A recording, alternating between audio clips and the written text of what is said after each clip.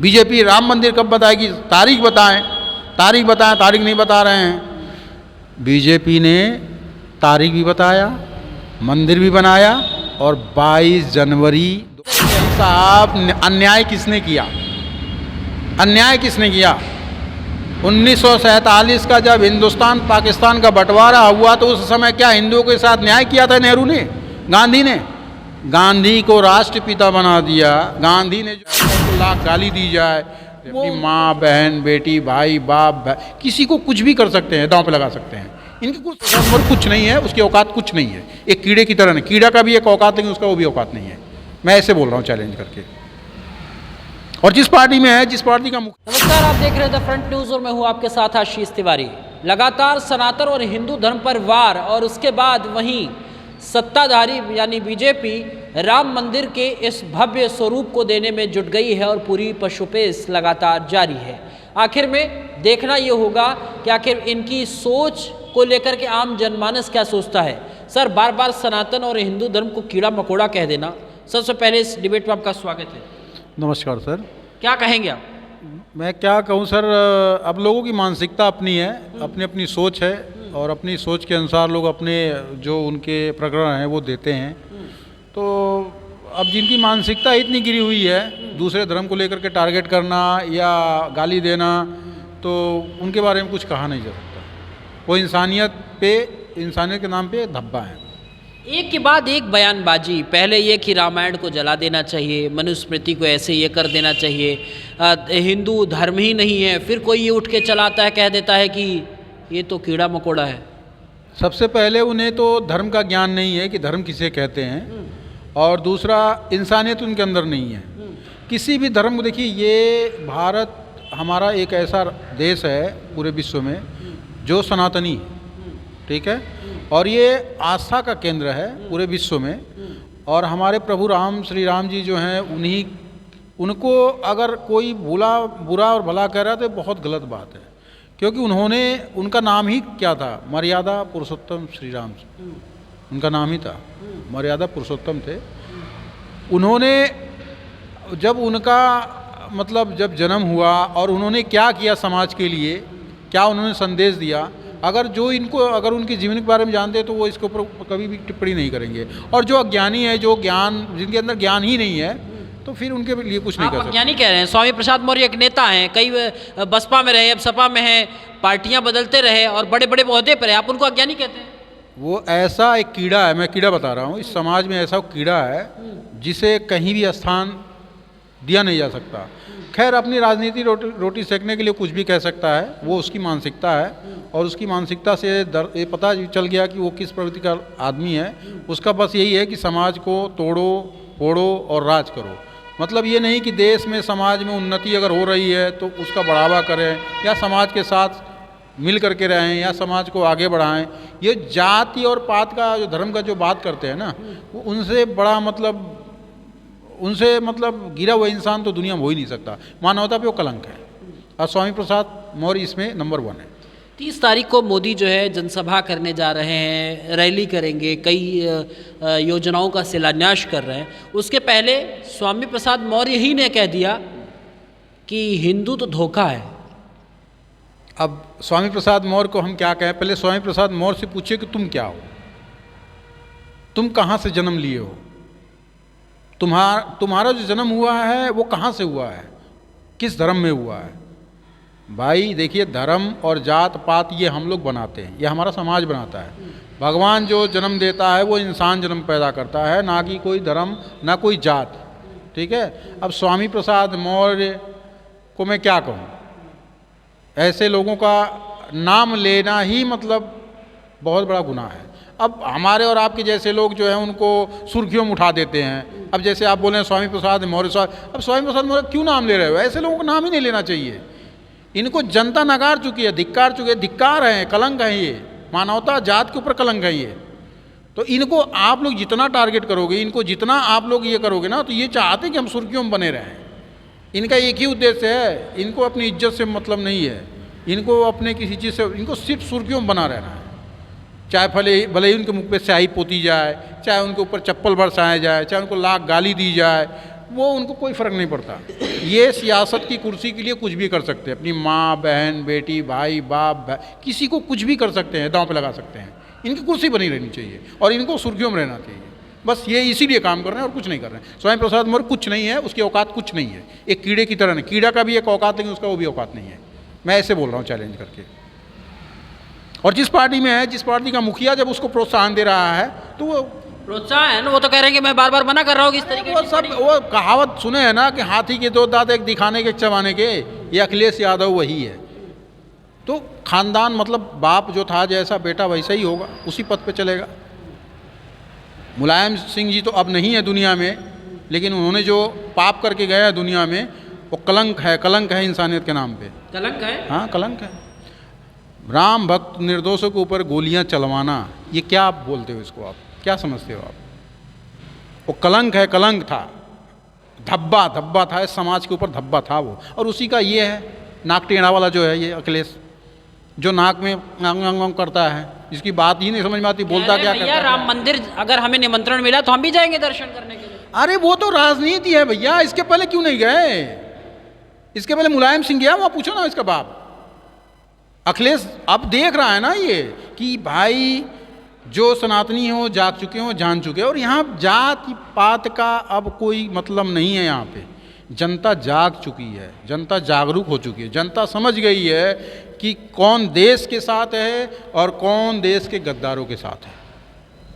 ये सब देश के गद्दार हैं, ये सब देश के जो देश के हमारे सेना के ऊपर उंगली उठाए, जो हमारे प्रधानमंत्री को गाली दे, जो एक मतलब बहुत बड़ा पद होता है, जो हमारे उपराष्ट्रपति जी हैं, हमारे एक बहुत बड़ा पोस्ट होता है उपराष्ट्रपति का, संवैधानिक पद, उनको अपमानित करना, ये क्या दर्शाता है?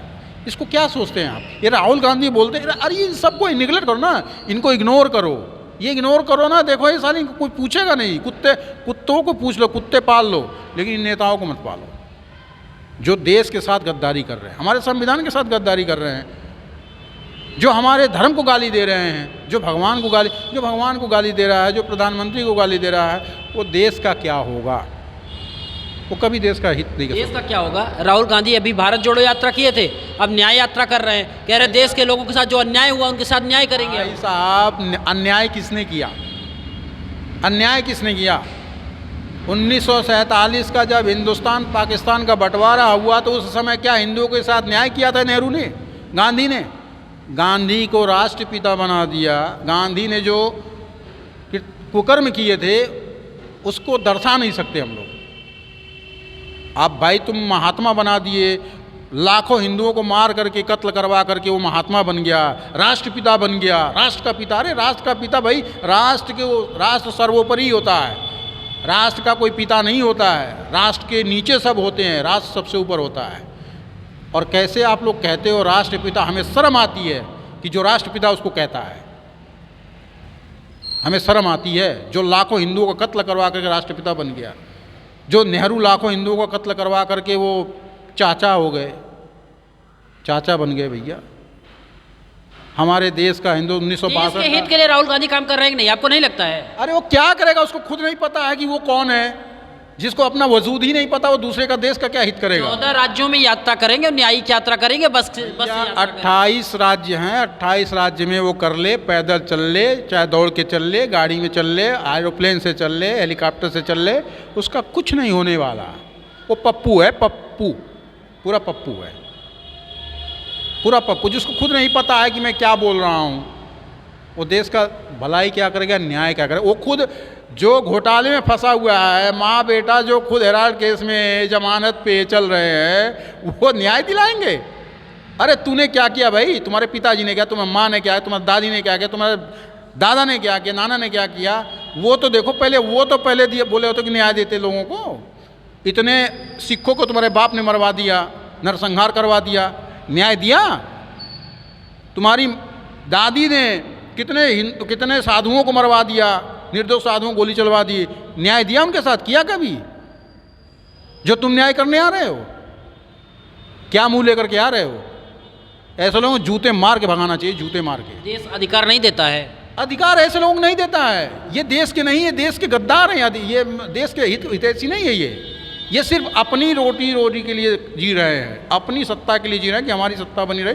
बेरोजगारी बोलते हैं, बेरोजगारी सिर्फ उन लोगों के लिए है जो निकम्मे लोग हैं, जो मतलब बोलते हैं ना कि घोटाला करके पार्टी में रह करके कितना हम खींच सकें, कितना जनता को लूट सकें, ये उन लोगों के लिए बेरोजगारी है। काम करने वाला आदमी जिसके अंदर टैलेंट है, जो लड़के का जो टैलेंटेड लड़का है वो अपना हक ले के रह रहा है, इनके अंदर टैलेंट ही नहीं है।